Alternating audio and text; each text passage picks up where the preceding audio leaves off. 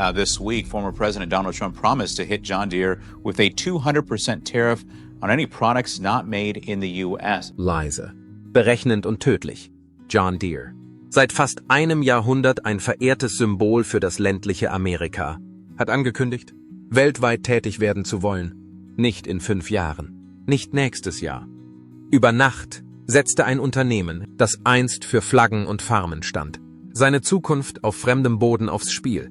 Und als Donald Trump davon erfuhr, tappte er auf der Bühne, im Fernsehen und in Umfragen. Warum hat John Deere Trumps Amerika verlassen? Was hat Trump dazu veranlasst, dieselben Wähler zu bedrohen, die er zu schützen vorgibt? Und wie konnte eine einfache Geschäftsentscheidung zu einer ländlichen Identitätskrise eskalieren? Bleiben Sie dran, wenn wir die ganze Geschichte aufdecken. Die Aktion von John Deere. In einer Zeit, in der die meisten Unternehmen politische Konsequenzen fürchten, hat John Deere etwas getan, was kaum jemand erwartet hatte. Das Unternehmen weigerte sich, einen Rückzieher zu machen, seinen Ton zu mäßigen oder eine klärende Erklärung abzugeben. Als Reporter Deere nach Trumps Hetzrede um einen Kommentar baten, veröffentlichte das Unternehmen eine kurze, fast kämpferische Pressemitteilung. John Deere hat sich nach wie vor der Unterstützung der weltweiten landwirtschaftlichen Gemeinschaften verschrieben und wird seine strategischen Entscheidungen auf der Grundlage langfristiger Werte treffen. Das war's. Keine Erwähnung von Trump. Keine Entschuldigung bei den Wählern. Nur ein klares Zeichen, dass das Unternehmen nicht zurückstecken würde. In Wirtschaftskreisen war dies ein Ereignis, das einen Wendepunkt darstellte. CEOs murmelten in geheimen Sitzungen darüber. Redaktionen verfassten vorsichtig schmeichelhafte Meinungsartikel. In den Fernsehnachrichten wurde das Thema zu einer Frage der Macht. Kann ein Unternehmen überleben, das sich öffentlich gegen Donald Trump stellt? Deere war jedoch nicht irgendein Unternehmen. Es war weder ein Technologieunternehmen aus dem Silicon Valley noch eine städtische Kaffeekette. Sie waren ein Teil der amerikanischen Landwirtschaft. Und sie machten deutlich, dass sie sich die Taktik nicht von der Politik diktieren lassen würden. Deere hatte jedoch einen weiteren Vorteil: die Zahlen. Die Aktivitäten in Übersee führten zu geringeren Arbeitskosten, weniger Umweltauflagen und einem besseren Zugang zu Rohstoffen. Ihr Vorgehen war nicht von Habgier motiviert. Es ging ums Überleben auf einem harten, globalisierten Markt. Noch wichtiger ist jedoch, dass die Führungskräfte von Deere die langfristige Perspektive erkannt haben. Politische Stürme kommen und gehen. Einmal eröffnet, haben globale Märkte jedoch das Potenzial, das Einkommen über Jahrzehnte zu beeinflussen. Wenn sie dem Trump-Sturm standhalten konnten, war der Gewinn enorm. Die Marktdominanz in Brasilien, Indien und China, wo die Nachfrage nach landwirtschaftlichen Geräten zwar stieg, aber die Belastung bei weitem noch nicht abgenommen hatte. Denn der Grund für die Entscheidung von Deere war keine Rebellion. Es ging ums Überleben. Amerikas grünes Emblem ist weltweit bekannt geworden. Um das Vorgehen von Deere zu verstehen, muss man die fahnenschwenkenden Schlagzeilen beiseite lassen und die harten Realitäten der Industrie des 21. Jahrhunderts betrachten. Deere kämpfte im Stillen mit steigenden Arbeitskosten, strengen US Umweltvorschriften und nicht enden wollenden Problemen in der Lieferkette. Im Gegensatz zu Internetunternehmen, die Personal aus der Ferne verlagern konnten, benötigte Deere Metall, Land, Fabriken und eine physische Infrastruktur, deren Betrieb in den Vereinigten Staaten immer schwieriger und teurer wurde. Dann folgte der Inflationsschub des Jahres 2022. Die Stahlkosten stiegen in die Höhe. Die Gewerkschaften setzten sich für einen neuen Vertrag ein. Die behördliche Kontrolle wurde durch veränderte Bundesnormen ausgeweitet. Die Rentabilität von Deere stand von allen Seiten unter Druck. Um weltweit wettbewerbsfähig zu sein, musste das Unternehmen global produzieren. Brasilien, Indien und China sind nicht nur kostengünstige, sondern auch schnell wachsende Agrarwirtschaften. Länder, in denen der Traktorabsatz mit zweistelligen Raten zunahm. Regionen, in denen einheimische Konkurrenten wie Mahindra aggressiv auf dem Vormarsch waren. Deere konnte Kosten sparen, Exportzölle vermeiden und mit lokaler Fertigung auf die lokale Nachfrage reagieren, wenn es anderswo neue Werke eröffnete. Es war die gleiche Methode, die auch von Konkurrenten wie Caterpillar und Ford angewandt wurde. Was Deere auszeichnete, war seine Symbolik. Sie waren nicht einfach nur eine Marke. Sie waren eine amerikanische Institution. Das war es, was die emotionale Empörung schürte. Für die Kritiker war dies keine Globalisierung. Es war eine Kapitulation. Die Verantwortlichen bei Deere waren jedoch der Meinung, dass dies der einzige Weg war, um das Überleben des Unternehmens zu sichern. Sie waren sich der Gefahren bewusst. Sie haben nur darauf gewettet, dass der Gewinn höher ausfallen würde. Aber Trump wollte die Kontrolle über die Geschichte nicht aus der Hand geben. Soll er. Traktoren und das totale Chaos. Trump brauchte eine Machtdemonstration. Eine Botschaft an alle Unternehmen, die zuschauen. Denken Sie nicht an Offshore. Deshalb hat er sich für die nukleare Option entschieden. Auf alle im Ausland hergestellten und in die Vereinigten Staaten eingeführten John Deere-Geräte wird eine Steuer von 200% erhoben. Die Zahl war erschütternd. Wirtschaftswissenschaftler bezeichneten dies als unverantwortlich. Handelspartner haben mit Vergeltungsmaßnahmen gedroht. Trump hingegen empfand dies als theatralisch und machtvoll. Wenn es ihm gelänge, Deere genug Schmerzen zuzufügen, könnte er seinen Standpunkt deutlich machen. America zuerst. Oder sonst. Die Auswirkungen waren sofort spürbar. Die globalen Märkte wichen zurück. Deere-Händler begannen, Bestellungen zurückzuziehen. Die Landwirte gerieten in helle Aufregung. Die Preise für große Maschinen schossen allein aufgrund von Vermutungen in die Höhe. In der Zwischenzeit drohten ausländische Regierungen damit, eigene Abhilfemaßnahmen zu ergreifen und Deere möglicherweise von wichtigen Exportmärkten auszuschließen. Die Angst führte in der gesamten Agrarindustrie zu Zorn. Kleine und mittlere landwirtschaftliche Betriebe, die ohnehin schon mit hauchdünnen Gewinnspannen arbeiten, sehen sich nun mit der Aussicht konfrontiert, Zehntausende von Dollar mehr für dieselbe Ausrüstung auszugeben. Tractor Darlane. Leasingprogramme und Wartungsbudgets waren allesamt in Frage gestellt. Und was ist mit den Händlern auf dem Lande, die sich auf Entlassungen einstellen müssen? Ironischerweise begannen die Zölle, die Deere bestrafen sollten. Genau den Menschen zu schaden, die Trump zu verteidigen gelobte. Und wer sitzt da in der Falle? Dieselben Leute, die beide Unternehmen mit aufgebaut haben. Die meisten Menschen halten derzeit den Atem an. Je länger dieser Konflikt jedoch andauert, desto schwieriger wird es, die Neutralität zu wahren.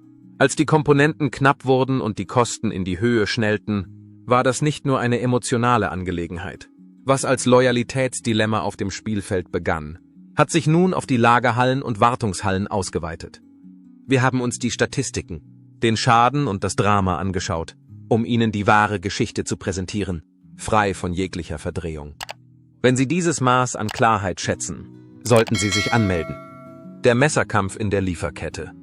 Wenn ein Deere-Traktor während der Erntezeit ausfällt, ist Zeit mehr als nur Geld. Sie ist Leben. Ein Tag Verspätung kann den Verlust einer ganzen Ernte bedeuten. Als also die ersten Ersatzteillieferungen verspätet oder gar nicht eintrafen, brach Panik aus. Dieses Mal war jedoch kein Handelskrieg schuld. Es gibt kein internationales Embargo. Diesmal traf John Deere seine eigene Entscheidung. Die Verlagerung des Unternehmens auf die Offshore-Produktion hatte ein vorhersehbares, aber katastrophales Ergebnis. Das fein abgestimmte inländische Versorgungsnetz, auf das sich die amerikanischen Landwirte jahrzehntelang verlassen hatten, geriet ins Wanken. Taylor, die früher aus Illinois oder Iowa geliefert wurden, kamen nun aus Brasilien oder Indien. Die Transitzeiten haben sich verdoppelt. Zollverfahren verursachten tagelange Verzögerungen. Und wenn eine Maschine ausfiel, kümmerte sich niemand um die globale Strategie. Sie brauchten nur eine Benzineinspritzdüse oder ein Softwaremodul. Die Händler im Mittleren Westen begannen, längere Lieferzeiten zu bemerken. Servicetechniker beklagten sich über zunehmende Rückstände.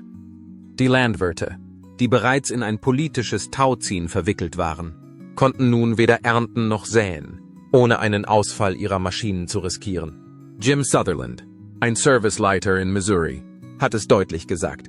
Es fehlt uns nicht nur an Komponenten. Es mangelt uns an Vertrauen. Einige Händler versuchten, sich anzupassen. Sie lagerten Komponenten mit hohem Ausfallrisiko.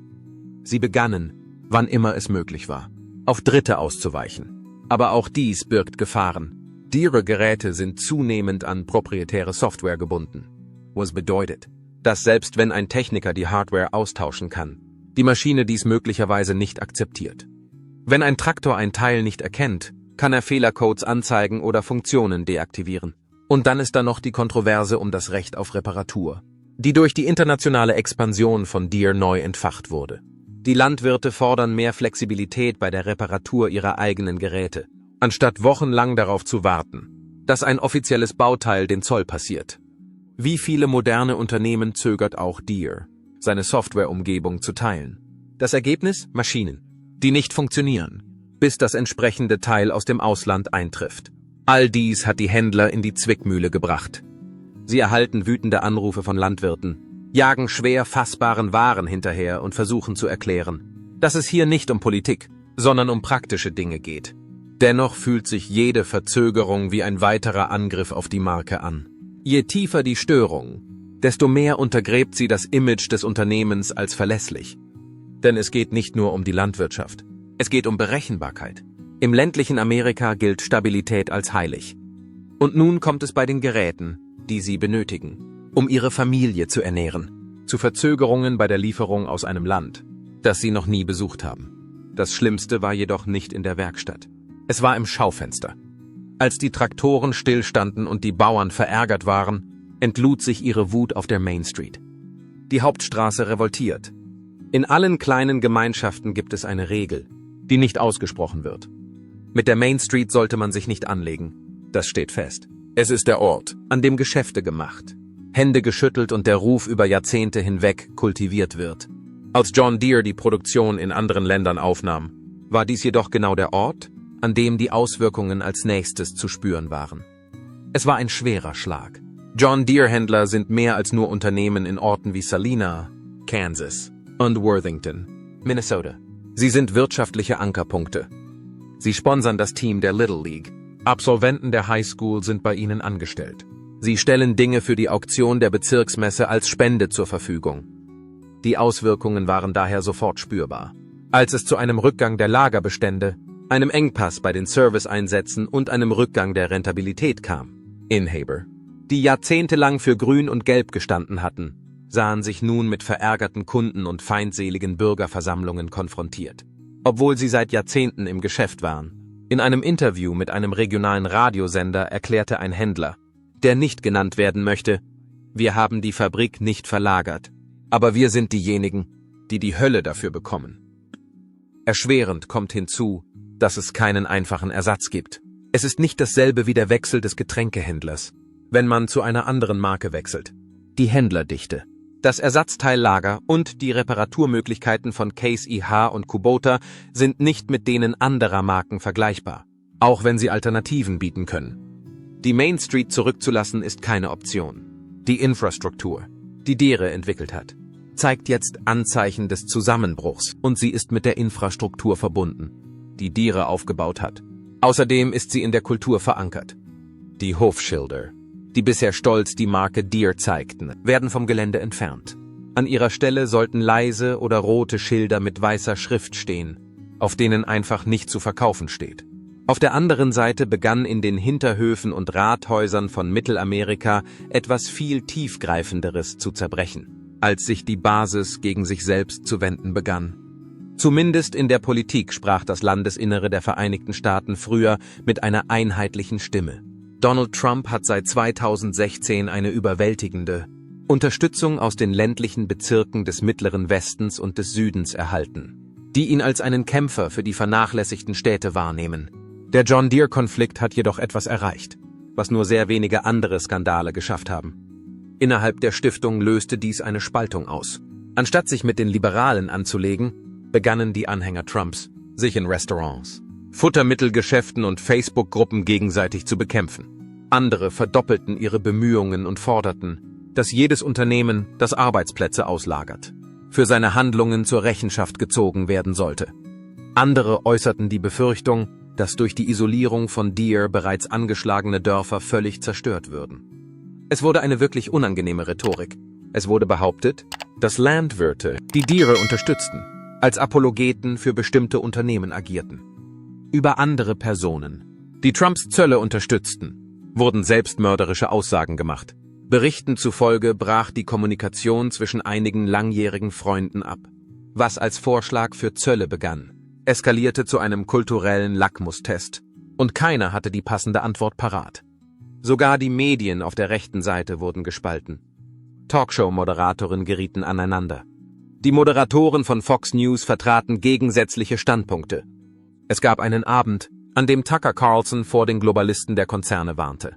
Danach forderte Laura Ingraham das Publikum auf, Vertrauen in den Markt zu haben. Ein Warnschuss wurde in Trumps Richtung abgefeuert. Nachdem er eine einheitliche ländliche Basis geschaffen hatte, formte er seine Bewegung. Zu diesem Zeitpunkt überlegte die Basis, ob er nicht zu weit gegangen war, nicht in Bezug auf die Rhetorik, sondern in Bezug auf die Realität. Vor allem, weil es dieses Mal nicht nur um Slogans oder Symbole ging. Teil. Geld und Druck waren in dieser Situation von Bedeutung.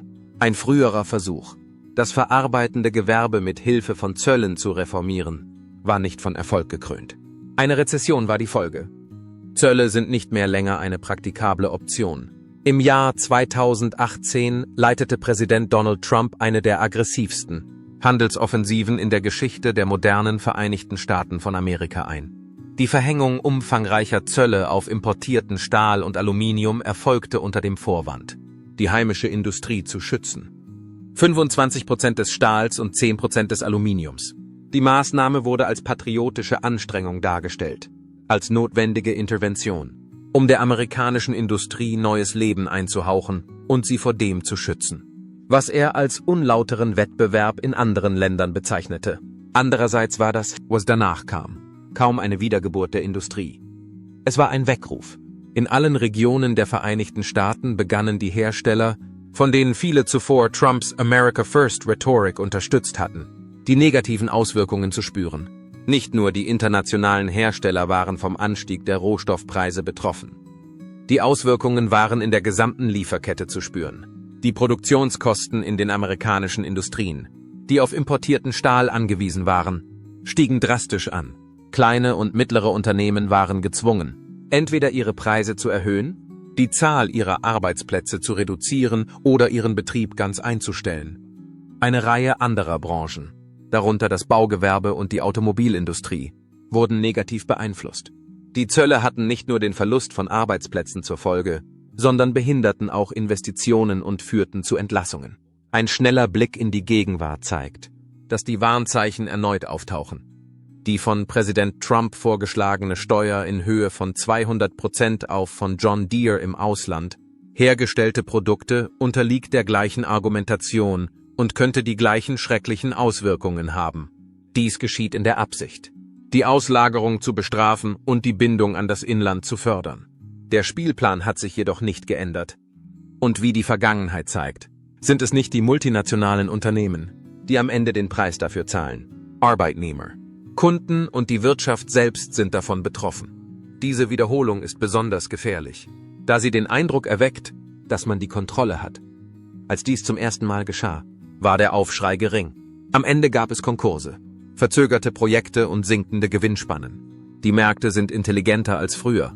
Die globalen Konkurrenten sind agiler und die Landwirtschaft ist bereits unter Druck geraten. Die Kosten für die Rückverlagerung der Produktion von John Deere in die Vereinigten Staaten beschränken sich nicht nur auf finanzielle Aspekte. Es geht um die Struktur. Die Zölle werden nicht dazu führen, dass stillgelegte Betriebe sofort wieder geöffnet oder entlassene Arbeitnehmer wieder eingestellt werden. Außerdem ist das Risiko für Trump nicht auf die Wirtschaft beschränkt. In einem politischen Sinne. Es ist möglich, dass seine ländliche Basis die letzten Leidtragenden sein werden. Denn die jüngste Einführung von Zöllen auf die Industrie hat nicht zu einem Aufschwung geführt. Sie haben eine Retorte ausgelöst. Und selbst wenn Deere bleiben würde, wäre das grundlegende Problem nicht gelöst. Der Konkurrent des amerikanischen Arbeiters ist die Automatisierung. Seit vielen Jahren wird im politischen Diskurs der Globalisierung die Schuld für die Dezimierung der amerikanischen Produktionsstätten zugeschoben. Outsourcing. Handelsverträge und ausländische Arbeitskräfte haben sich in jüngster Zeit als die größten Bösewichte herausgestellt. Andererseits sind Wirtschaftswissenschaftler der Meinung, dass dieses Narrativ eine tiefere Realität verdeckt. Nicht die Einwanderung, sondern die Maschinen sind die wahren Arbeitsplatzvernichter gewesen. Die Ausbreitung der Automatisierung hat zu einer grundlegenderen Veränderung der amerikanischen Erwerbsbevölkerung geführt, als es irgendein ausländischer Konkurrent je zu erreichen vermag. Bedenken Sie dies. In den Vereinigten Staaten von Amerika gingen zwischen 2001 und 2010 über 6 Millionen Arbeitsplätze in der Industrie verloren.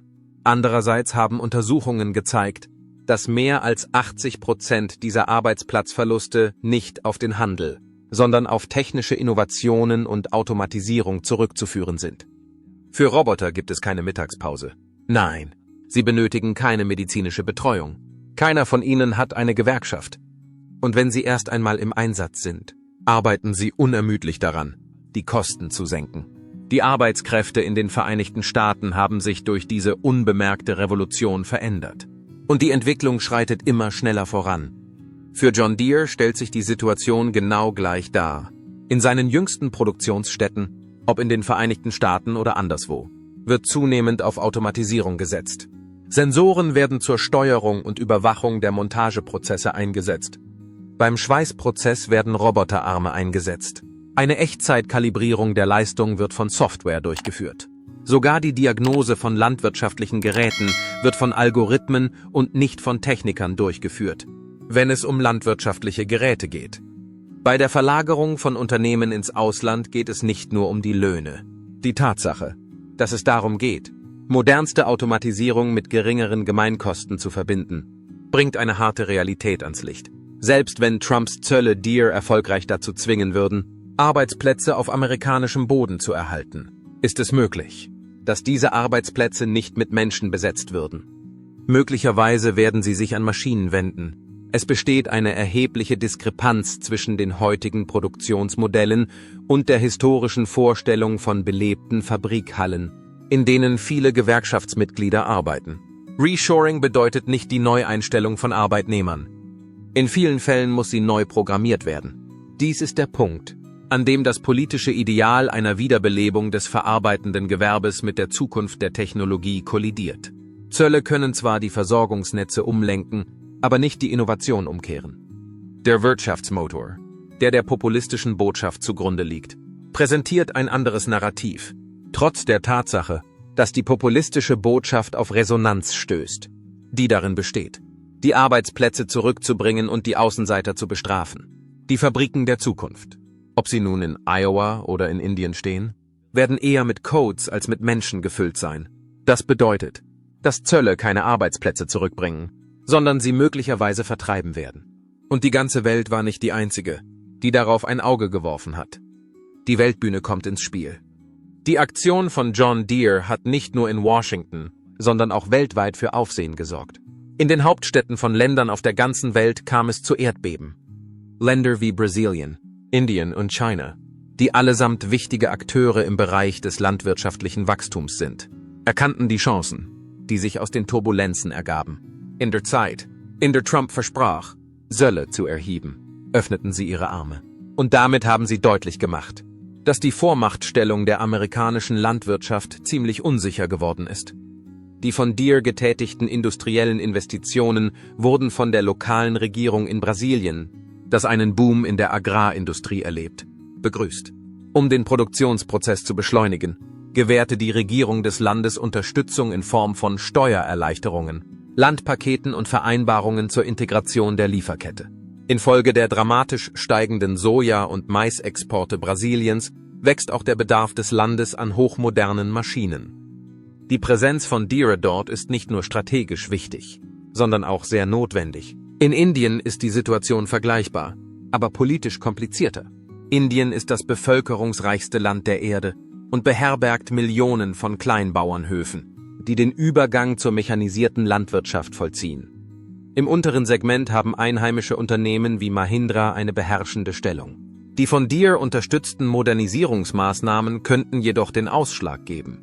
Angesichts der Tatsache, dass die Modi-Regierung Make in India fördert, ist ein in den Vereinigten Staaten ansässiges Unternehmen, das vor Ort produziert, politisch attraktiv. Ein längeres Spiel treibt China, das als strategischer Opportunist bekannt ist. Trotz der Tatsache, dass die Beziehungen zu den Vereinigten Staaten nach wie vor auf einem hohen Niveau sind sich chinesische Beamte der Macht bewusst, die mit der Entwicklung von Deere auf den globalen Märkten einhergeht. Peking könnte die von Trump verhängten Zölle nutzen, um sein Ökosystem für Agrartechnologie weiter auszubauen und seine Abhängigkeit von Exporten aus den Vereinigten Staaten zu verringern.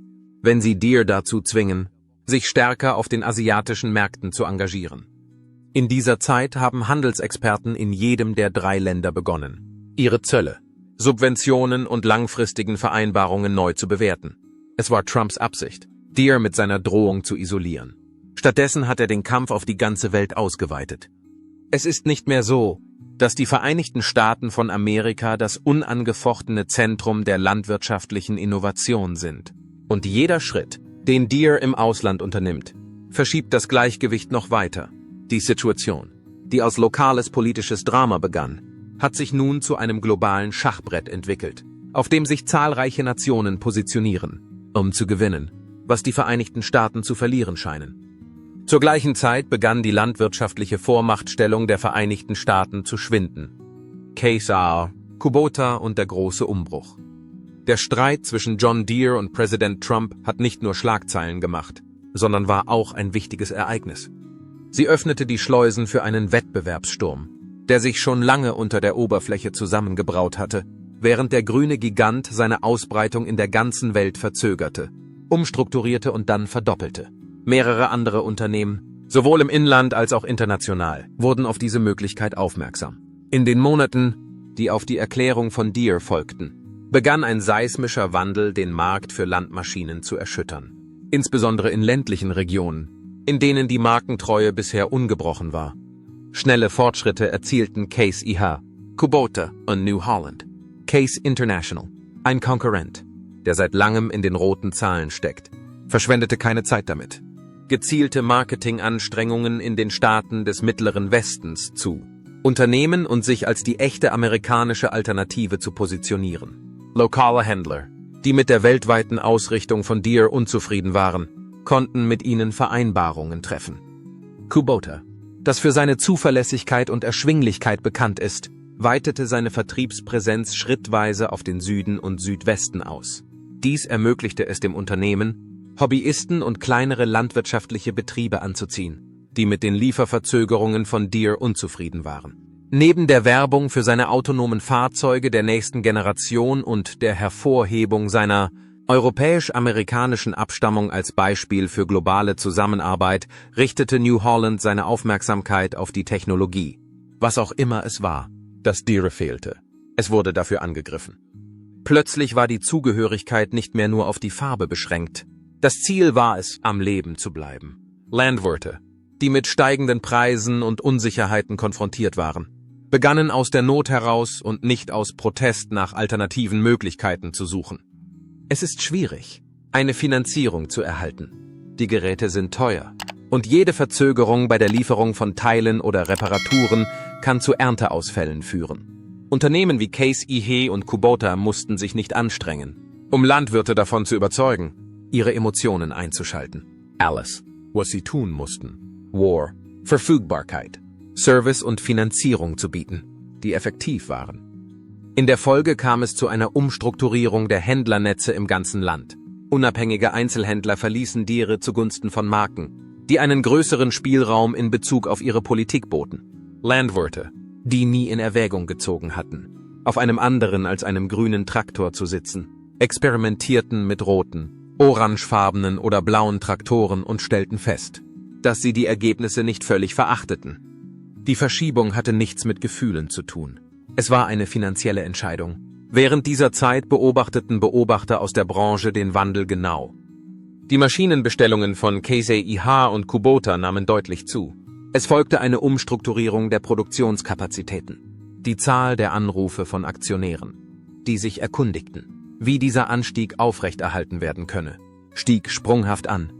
Zum ersten Mal seit Jahrzehnten schien die führende Position von Deere in Gefahr zu sein. Dies lag nicht daran, dass das Unternehmen in einem Marketingkrieg besiegt worden war, sondern daran, dass es eine Lücke geschaffen hatte, die andere Unternehmen zu füllen bereit waren. Außerdem war das, was folgte, nicht nur ein Wettstreit der Kräfte. Der Prozess war eine Veränderung. Der ländliche Raum befindet sich in einer Identitätskrise. In diesem Fall geht es nicht nur um Traktoren. Identität ist hier das Thema. John Deere war für viele Jahre und Generationen mehr als nur eine Marke.